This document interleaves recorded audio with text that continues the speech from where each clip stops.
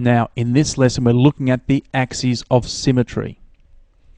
Now, an axis of symmetry acts like a reflection line or a mirror. Let's look at some examples to illustrate the point. Now, we're asked to draw in the axes of symmetry for each shape below, starting off with a square there. Now, if we folded, pretend it was a piece of paper, if we folded this square right down the middle there, and thought about the left side and the right side and folded it over, folded it across that line, we would find that it would fold exactly on top of the other side. Hence, that's an axis of symmetry, that line drawn. What if we draw a line directly across it and think of the top and the bottom and fold downwards? So let's fold the paper. Again, it folds directly on top of the other. So they are examples of axes of symmetry.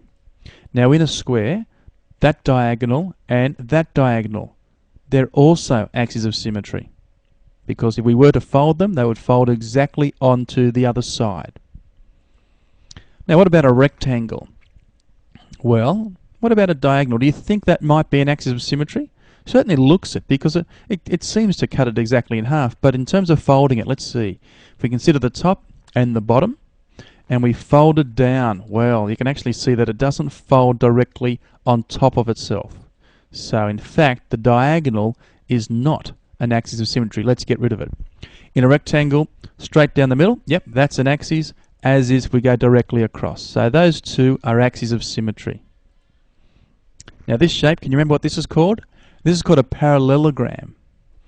If we think of the diagonal there and fold that again, if we fold it down, much like a rectangle, it doesn't fold on itself.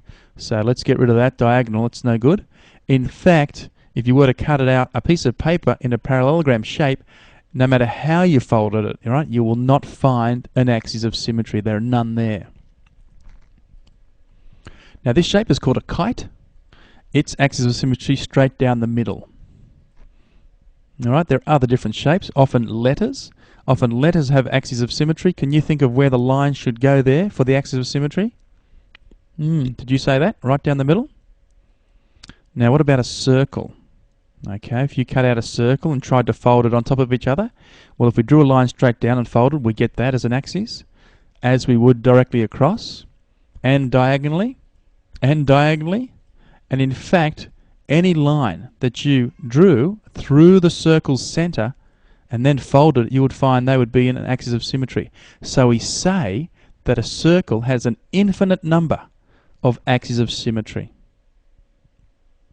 Excellent. Well, that concludes the lesson. Good luck with your questions.